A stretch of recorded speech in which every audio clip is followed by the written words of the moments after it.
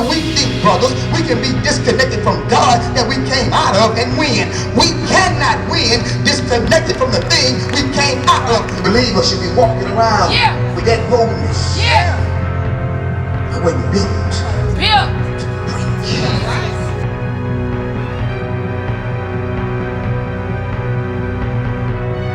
Made my mind up, and I encourage you to make your mind up to trust God till the wheels fall off. And then if the wheels happen to fall off, I'ma still trust God to replace the wheels or repair the wheels. And if God don't give me new wheels, I'ma trust God for some wings. But I'm not gonna stop trusting God.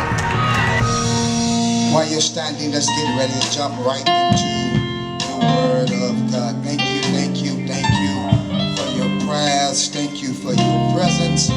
Thank you for your connection here at the Greenhouse International Church. I'm excited, y'all. If you haven't noticed already, I'm excited about what God is doing. We're now in the midst of the May series entitled the I Series.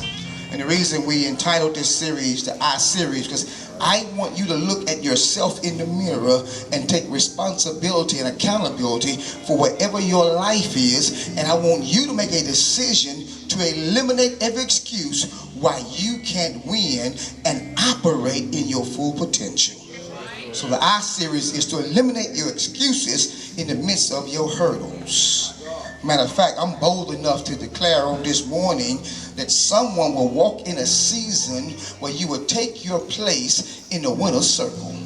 You will no longer be on the sideline observing other people winning, but this season somebody will grab hold to this word, believe this word, and trust in this word, and you will take your place at the winner's circle, and those around you will be scratching their heads trying to figure out and wonder, how did he get there? How did they leap past me? What happened? Because you finally believed the word. And you finally took responsibility for your current position and made a decision to work the word until you work your way out of your drought, until you work your way out of your dysfunction, until you work your way to the place that God has predestined for you to be in. I wish I had somebody this morning that would say, work the word. Work the word. Glory to God. As a matter of fact, let me drop this in your spirit. Everybody don't repeat this. Only those who really believe repeat this. This is my Bible. This is my Bible. I am everything it says I am. Now say it like you mean it. This is my Bible. This is my Bible. I am everything it says I am. Turn your Bibles to Romans chapter 8 verse 31. Turn your Bibles to Romans chapter 8 verse 31. As we journey through this I series, the first step, let me refresh you. The first step was declaring I believe. I believe. Tell your neighbor, say, nothing great will happen to you until you believe in the possibility of something great happening to you. Let me say one more. Tell your neighbor, nothing great will happen to you until you believe in the possibility of something great happening to you. Now, Paul says it like this in Romans 8 and 31. Paul says, what then shall we say in response to these things? Now let me give you a refresher. These things is every obstacle, every hurdle that has come against you to stop you from being great. So Paul is giving us our answer and respond to every attack. Anything that's trying to stop you, prevent you, or delay you from being great. Paul says this is how you handle it. Paul says, if God, and Paul is not asking if God as if he's in doubt. He's not asking a question, he's giving a statement. If God is for us, who can be against us? In other words, Paul was saying, church, at this point in your journey, at this point in your life, at this point in your relationship with God, it shouldn't even matter who against you, because those who are against you really don't matter.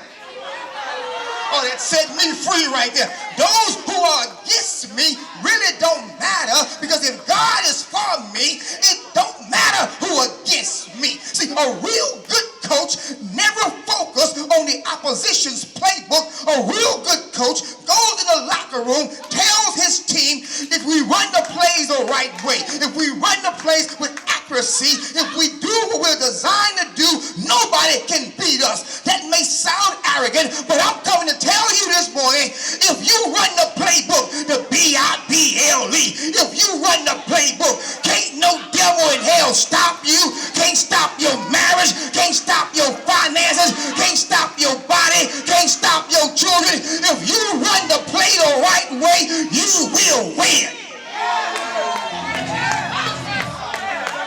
Let me apologize to all the visitors.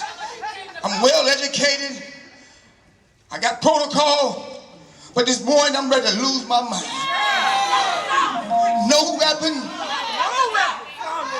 formed against me shall prosper. And today I refuse to even acknowledge the weapons. Tell the weapon, tell the liar, tell the hater, tell the backstabber, see you later.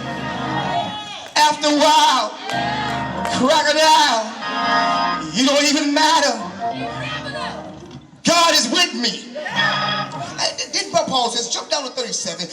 I'm trying to get you to sit down. Jump down to 37. Paul says, no, in all these things, we are more than conquerors through him who loved us. Paul says, not only does my haters no longer matter, but God said I'm a conqueror. And if God says I'm a conqueror, I got to believe that God is with me. And if I'm believing God is with me, Paul says I'm also believing I am victorious in and over every situation. As you take your seat, shout right there, I believe. I win. I win. You just backdoored your way into step number 3. I win. The first step is I believe. I believe. The second step is I declare. I declare. I told you the other week that you have to keep declaring what you believe until what you're declaring is what you're doing. Yeah. Give me